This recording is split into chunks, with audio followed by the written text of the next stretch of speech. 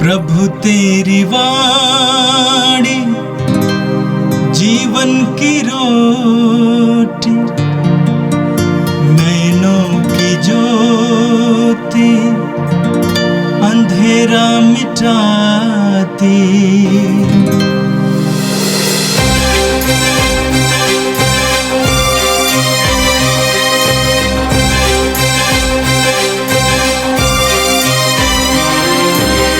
प्रभु तेरी वाणी जीवन की रोटी, नैनों की ज्योति अंधेरा मिटाती। प्रभु तेरी वाणी जीवन की रोटी, नैनों की ज्योति अंधेरा मिटाती। वाणी वाणी वाणी वाणी वाणी पवित्र है, शाश्वत है, जीवन का मन्ना है। 7 अप्रैल सोमवार।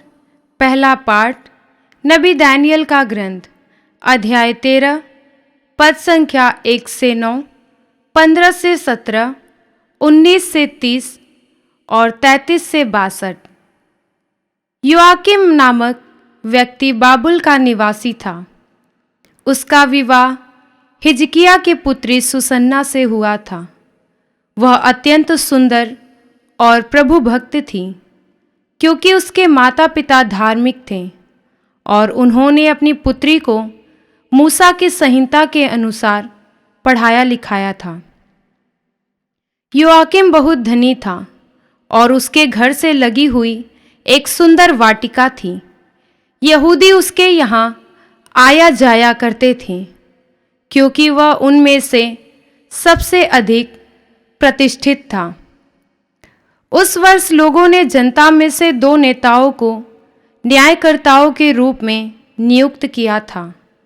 उनके विषय में प्रभु ने कहा था, बाबुल में अधर्म उन नेताओं से प्रारंभ हुआ जो न्यायकर्ता थे और जनता का शासन करने का ढोंग रचते थे।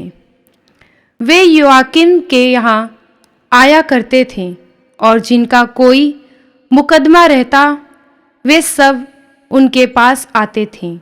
जब दोपहर के समय लोग चले जाते तो सुसन्ना अपने पति की वाटिका में टहलने आया करती थी। दोनों नेता उसे प्रतिदिन वाटिका में घूमते और टहलते देखते थे और उनमें सुसन्ना के लिए एक प्रबल काम वासना उत्पन्न हुई। उनका मन इतना विकृत हो गया कि उन्होंने स्वर्ग की ओर नहीं देखा और नैतिकता के नियम भुला दिए। वे उपयुक्त अवसर की ताक में ही थे कि सुसन्ना 2 नौकरानियों के साथ अपनी आदत के अनुसार वाटिका में घुस गई। उस दिन बहुत गर्मी थी, इसलिए वह स्नान करना चाहती थी। उन दोनों नेताओं को छोड़कर जो छिपकर उसे ताक रहे थे, वहां कोई नहीं था। उसने अपनी नौकरानियों से कहा, जाकर तेल और मरहम ले आओ और वाटिका का फाटक बंद कर दो, जिससे मैं स्नान कर सकूं।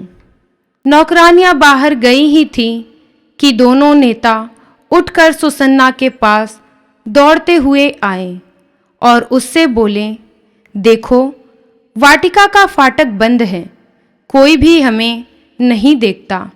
हम तुम पर आसक्त हैं, हमारे साथ रमण करना स्वीकार करो, नहीं तो हम तुम्हारे विरुद्ध यह साक्ष्य देंगे कि कोई युवक तुम्हारे साथ था और इसलिए तुमने अपनी नौकरानियों को बाहर भेज दिया।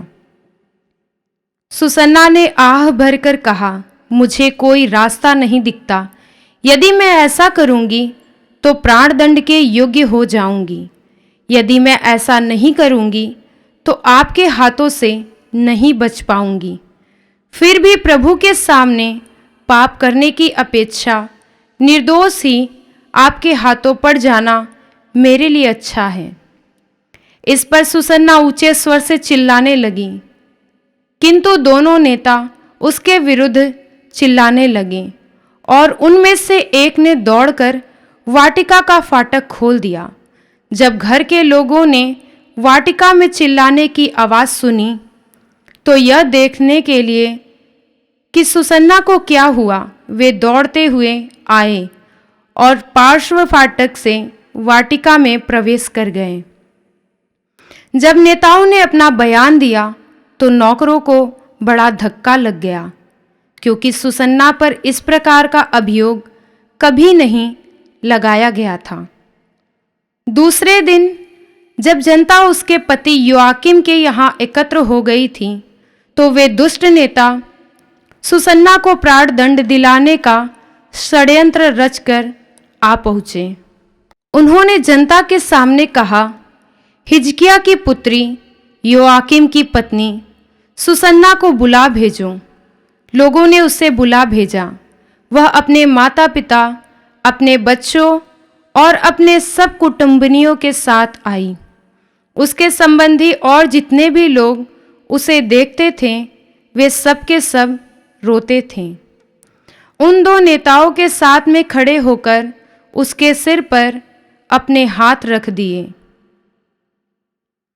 वह रोती हुई स्वर्ग की ओर देखती रही, क्योंकि उसका हृदय ईश्वर पर भरोसा रखता था। नेताओं ने यह कहा, जब हम अकेले वाटिका में टहल रहे थे तो यह दो नौकरानियों के साथ वाटिका में आई। इसने वाटिका का फाटक बंद करा और नौकरानियों को बाहर भेजा। तब एक युवक जो छिपा हुआ था पास आकर इसके साथ लेट गया। हम वाटिका के एक कोने से यह पाप देखकर दौड़ते हुए उनके पास आए और हमने दोनों को रमण करते देखा। हम उस युवक को नहीं पकड़ पाए, क्योंकि वह हमसे बलवान था और वाटिका का फाटक खोलकर भाग गया। हमने इसे पकड़ लिया और पूछा कि वह युवक कौन था, किंतु इसने उसका नाम बताना अस्वीकार किया। हम इन बातों के साक्षी हैं। सभी ने उन पर विश्वास किया, क्योंकि वे नेता और न्यायकर्ता थे। लोगों ने सुसन्ना को प्राण दंड की आज्ञा दी। इस पर सुसन्ना ने ऊंचे स्वर से पुकार कर कहा, हे शाश्वत ईश्वर, तू सब रहस्य और भविष्य में होने वाली घटनाएं जानता है। तू जानता है कि इन्होंने मेरे विरुद्ध झूठी गवाही दी है। इन्होंने जिन बुरी बातों का अभियोग मुझ पर लगाया है, मैंने उनमें से एक भी नहीं किया।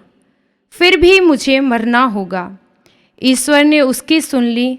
जब लोग उसे प्राण दंड के लिए ले जा रहे थे तो ईश्वर ने दानियल नामक एक युवक में एक दिव्य प्रेरणा उत्पन्न की। वह पुकार कर कहने लगा, मैं इसके रक्त का दोषी नहीं हूँ। इस पर सब लोग उसकी ओर देखने लगे और बोले, तुम्हारे कहने का अभिप्राय क्या है? उसने उनमें खड़ा होकर कहा, हे इस्राएलियों, आप लोगों की बुद्धि कहाँ है, जो आप जांच और पूरी जानकारी के बिना इस्राएल की पुत्री को प्राण देते हैं? आप न्यायालय में जाएं, क्योंकि इन्होंने इसके विरुद्ध झूठी गवाही दी है। इस पर लोग तुरंत लौट गए और नेताओं ने दानियल से कहा, आइए हमारे बीच बैठिए और हमें अपनी बात बताइए, क्योंकि ईश्वर ने आपको नेताओं जैसा अधिकार प्राप्त किया है। दानियल ने उनसे कहा, इन दोनों को एक दूसरे से अलग कर दीजिए और मैं इनसे पूछताछ करूंगा। जब दोनों को अलग अलग कर दिया गया तो दानियल ने एक को बुलाकर उससे कहा, अधर्म करते करते तेरे बाल पक गए हैं। अब तुझे अपने पुराने पापों का दंड मिलने वाला है। तू निर्दोषों को दंड देकर और दोषियों को निर्दोष ठहराकर अन्यायपूर्वक विचार किया करता था, जबकि प्रभु ने कहा है, तुम निर्दोष और धर्मी को प्राण दंड नहीं दोगे। अब यदि तूने इसे देखा तो हमें बता कि तूने किस वृक्ष के नीचे दोनों को एक साथ देखा। उसने उत्तर दिया, बाबुल के नीचे। दानियल ने कहा, इतना बड़ा झूठ बोलकर तूने अपना सिर गवा दिया है। ईश्वर के दूत को ईश्वर से यह आदेश मिल चुका है कि वह तुझे 2 टुकड़े कर दे। दानियल ने उसे ले जाने की आज्ञा देकर दूसरे को बुला भेजा और उससे कहा, तू यूदा का नहीं, कनान की संतान है। सौंदर्य ने तुझे पथभ्रष्ट किया और वासना ने तेरा हृदय दूषित कर दिया है। तुम लोग इस्राएल की पुत्रियों के साथ इस प्रकार का व्यवहार करते थे और वे डर के मारे तुम्हारा अनुरोध स्वीकार करती थीं। किंतु यह यूदा की पुत्री है जो तुम्हारे अधर्म के सामने नहीं झुकी है। तो मुझे बता, तूने किस वृक्ष के नीचे दोनों को साथ देखा? उसने उत्तर दिया, बलूत के नीचे। इस पर दानियल ने कहा, तूने भी इतना बड़ा झूठ बोलकर अपना जीवन गंवा दिया है। ईश्वर का दूत हाथ में तलवार लिए प्रतीक्षा कर रहा है। वह तुझे 2 टुकड़े कर देगा और तुम दोनों का सर्वनाश करेगा। तब समस्त सभा ऊंचे स्वर से जयकार करते हुए ईश्वर की स्तुति करने लगी, जो अपने पर भरोसा रखने वालों की रक्षा करता है। दानियल ने उनके अपने शब्दों द्वारा दोनों नेताओं की गवाही असत्य प्रमाणित की थी। इसलिए लोग उन पर टूट पड़े और उन्होंने मूसा की संहिता के अनुसार उन दुष्टों को वह दंड दिया जिसे वे अपने पड़ोसी को दिलाना चाहते थे, और लोगों ने दोनों का वध कर डाला। यह प्रभु की वाणी है। संत योहन के अनुसार पवित्र सुसमाचार, अध्याय 8, वाक्यांश 12 से 20 तक। यीशु ने लोगों से कहा, संसार की ज्योति मैं हूं। जो मेरा अनुसरण करता है वह अंधकार में भटकता नहीं रहेगा, उसे जीवन की ज्योति प्राप्त होगी। फरीसियों ने उनसे कहा, आप अपने विषय में साक्ष्य देते हैं, आपका साक्ष्य मान्य नहीं है। यीशु ने उत्तर दिया, मैं अपने विषय में साक्ष्य देता हूं, फिर भी मेरा साक्ष्य मान्य है, क्योंकि मैं यह जानता हूं कि मैं कहां से आया हूं और कहां जा रहा हूं। परंतु तुम लोग नहीं जानते कि मैं कहां से आया हूं और कहां जा रहा हूं। तो मनुष्य की दृष्टि से न्याय करते हो। मैं किसी का न्याय नहीं करता, और यदि न्याय भी करूं तो मेरा निर्णय सही होगा, क्योंकि मैं अकेला नहीं हूं।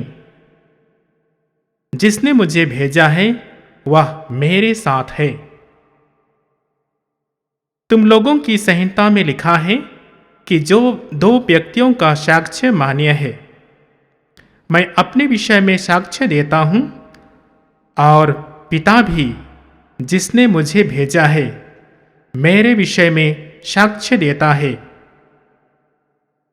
इस पर उन्होंने यीशु से कहा, कहाँ है आपका वह पिता?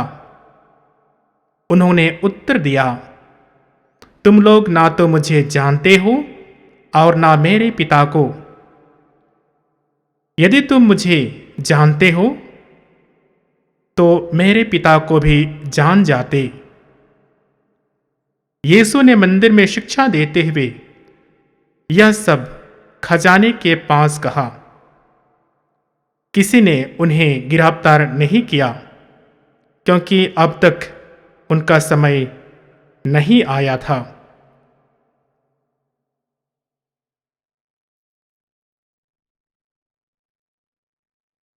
प्रभु का दिव्य सुसमाचार। ख्रीस्त प्रभु की जय।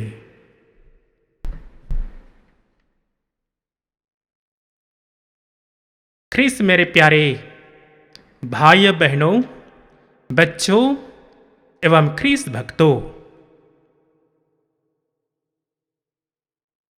दानियल को एक बहादुर, समझदार, न्यायकर्ता एवं भला सेवक के रूप में माना गया है, जो आज के पहले पाठ में हम सुनते हैं। आज के पहले पाठ में उनके विवेक का परिचय का वर्णन देखने को मिलता है। हम पहले पाठ में बहुत ही सुंदर वचन को सुनते हैं। सुसन्ना जो जोआकों की पुत्र थी, वह बहुत सुंदर एवं प्रभु भक्त थी।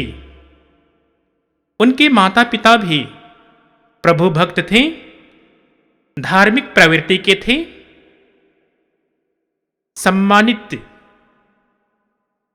व्यक्तियों में से एक थे और अनुशासन में रहने वाले माता पिता थे। तो उसी भांति सुसन्ना भी बहुत ही सुंदर एवं प्रभु भक्त थी। हम पाठों में सुनते हैं कि किस प्रकार से दो ढोंगी न्यायकर्ता सुसन्ना के प्रति नकारात्मक विचार रखते हैं, उन पर बुरी नजर रखते हैं और अलग अलग तरीके से उनके जीवन में बाधा उत्पन्न करना चाहते हैं। इस प्रकार से सुसन्ना को विभिन्न परिस्थितियों का सामना करना पड़ा, विषम परिस्थितियों का सामना करना पड़ रहा था। इस पर हम देखते हैं किस प्रकार से दानियल अपने विवेक एवं बुद्धि से उसको बचाते हैं। अपने विवेक से उन ढोंगी न्यायकर्ताओं को सचेत करते हैं, उनको सीख देते हैं और उनको एक शिक्षा देते हैं और उनके जीवन में होने वाली बाधाओं से दूर करते हैं।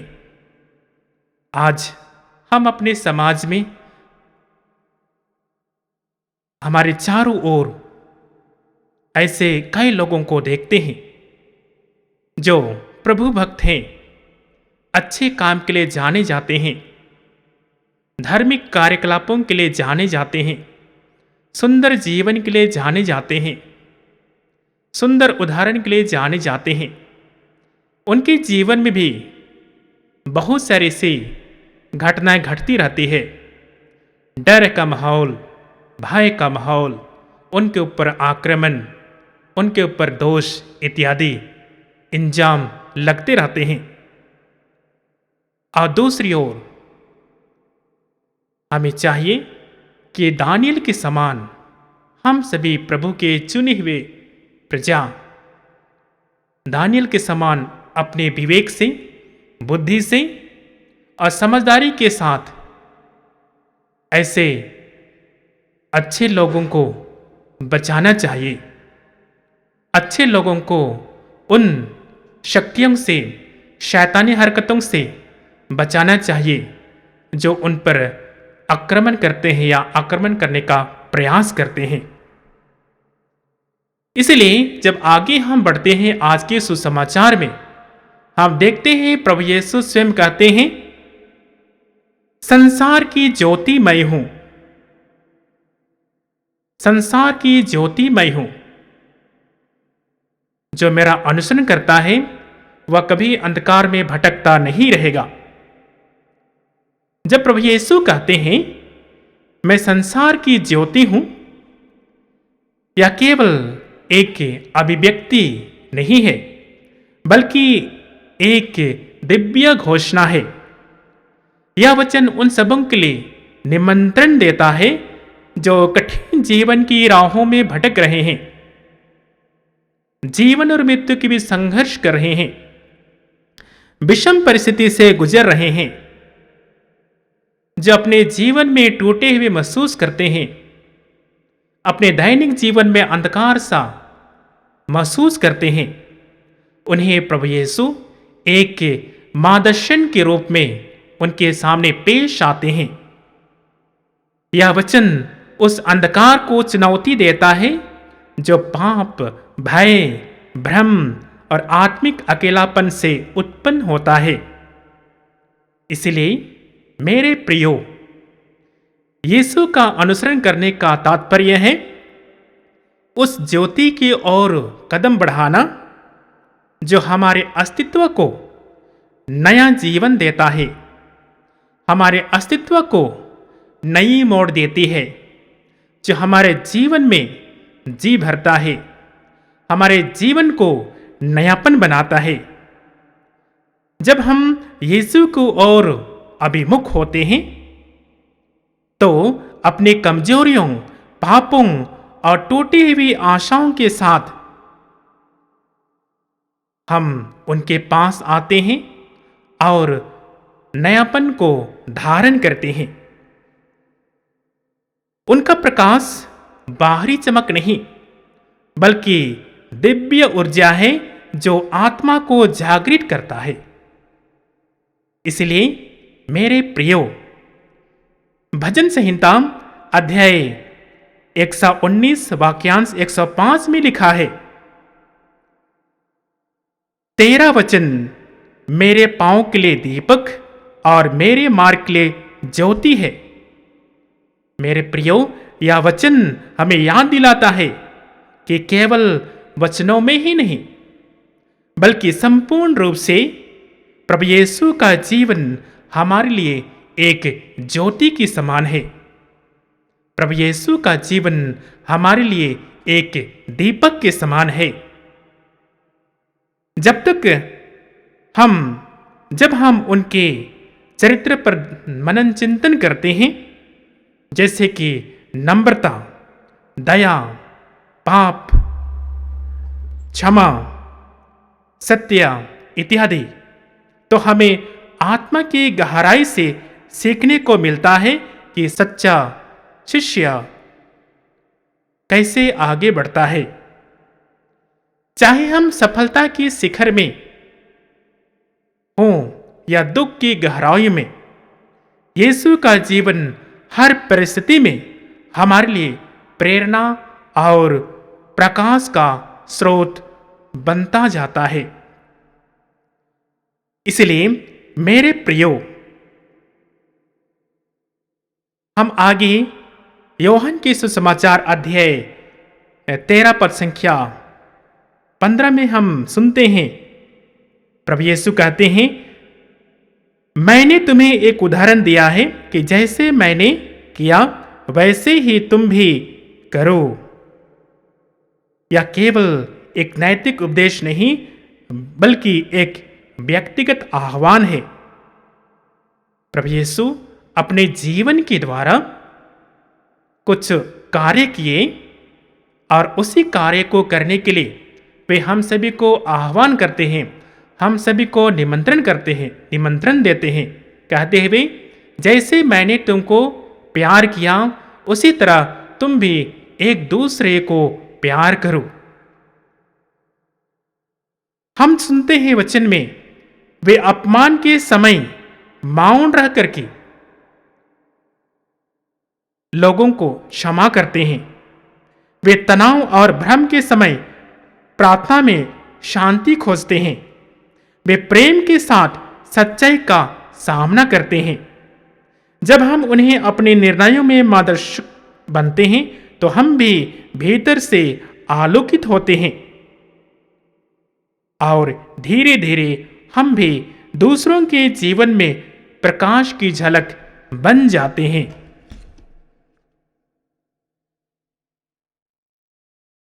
सेंट जॉन पॉल द्वितीय जब ज्योतिर्मय रहस्य को माला से जोड़ा तो उन्होंने हमारे ध्यान को यीशु के सार्वजनिक जीवन की उन घटनाओं की ओर खींचा जो आत्मा के लिए उजास से भरी है। और ये 5 रहस्य है जिसको हम बृहस्पतिवार को रोजरी माला के रूप में बोलते हैं। और वे रहस्य हैं बपतिस्मा, काना का विवाह और पहला चमत्कार, राज्य की घोषणा और पश्चाताप का बुलावा, रूपांतरण और पवित्र भोज की स्थापना। जब हम इन घटनाओं पर ध्यान करते हैं, मनन करते हैं, तो हम सिर्फ ज्ञान नहीं पाते, बल्कि यीशु के हृदय से जुड़कर एक हृदय से जुड़ने का अवसर मिलता है। यह ध्यान भी हमें बदलता है, हमें अधिक करुणामय, सजग और विश्वासपूर्ण बनाता है। और इसी के साथ जब प्रभु यीशु हम सभी से कहते हैं, मैं संसार की ज्योति हूं, जब हम उस संसार की ज्योति प्रभु यीशु को देखते हैं, उस प्रकाश के अंतर्गत उनकी ओर अभिमुख होते हैं, तो हम भी उसी ज्योति के भांति बन जाते हैं। इसलिए प्रभु यीशु उसी के साथ ये दोहराते हुए कहते हैं, तुम संसार की ज्योति हो। एक शिष्य का दायित्व क्या बनता है जब प्रभु यीशु बोलते हैं तुम संसार की ज्योति हो? हम पढ़ते हैं मत्ती की सुसमाचार अध्याय 5 वाक्यांश 14 में, यीशु अपने अनुयायियों से कहते हैं तुम संसार की ज्योति हो। यह वचन हर विश्वासी को उसकी जिम्मेदारी और पहचान दोनों का बोध कराता है। जैसे चंद्रमा सूरज की रोशनी को परिवर्तित करता है, वैसे ही प्रभु यीशु की ज्योति को अपने जीवन में समाहित कर दुनिया में फैलाना है। इसका मतलब है जहां निराशा है वहां आशा का दीप जलाना है, जहां घृणा हो वहां प्रेम फैलाना है, जहां संदेह हो वहां विश्वास की बात करना है। जब हम ऐसा करते हैं तो हम केवल शब्दों से नहीं बल्कि अपने जीवन से प्रचार करते हैं और यीशु हमारे अंदर जीवित होता है। इसलिए मेरे प्रियो, ज्योति को जब हम ग्रहण करते हैं, प्रभु यीशु को जब हम ग्रहण करते हैं, प्रभु यीशु सिर्फ संसार की ज्योति नहीं बल्कि वे हमारे जीवन की ज्योति बनना चाहते हैं। उन्होंने हमें बुलाया ताकि हम उन ज्योति के भांति हम जलते रहे और दूसरों को प्रकाश दिखाए, अंधकार को प्रकाश से अलग करें। और ये तभी संभव होगा जब हम संपूर्ण रूप से प्रभु यीशु को धारण करेंगे, अर्थात ज्योति को धारण करेंगे और धारण करते हुए जैसे सत्य, प्रेम, दया, आशा के वाहक बनेंगे। जब हम उनके जीवन को अपने आप में अपनाएंगे, उनके वचनों पर चलेंगे, तब हम प्रभु में हो जाएंगे। जब हम प्रभु में हो जाएंगे, प्रभु हमारे द्वारा दूसरों के लिए जीवन की ज्योति बनेंगे, हमारे द्वारा अपने प्रेम को प्रकट करेंगे, हमारे द्वारा दूसरों के जीवन में ज्योति भरेंगे, हमारे द्वारा दूसरों को जीवन में मार्गदर्शन करेंगे, हमारे द्वारा दूसरों के जीवन को स्वच्छ बनाएंगे, सुंदर बनाएंगे, पवित्र बनाएंगे। तो मेरे प्रिय भाइयों, आइए जब आज हम इन पाठों पर मनन चिंतन कर रहे हैं, हम ईश्वर से प्रार्थना करें। प्रेमी पिता, जो स्वयं कहते हैं मैं संसार की ज्योति हूं,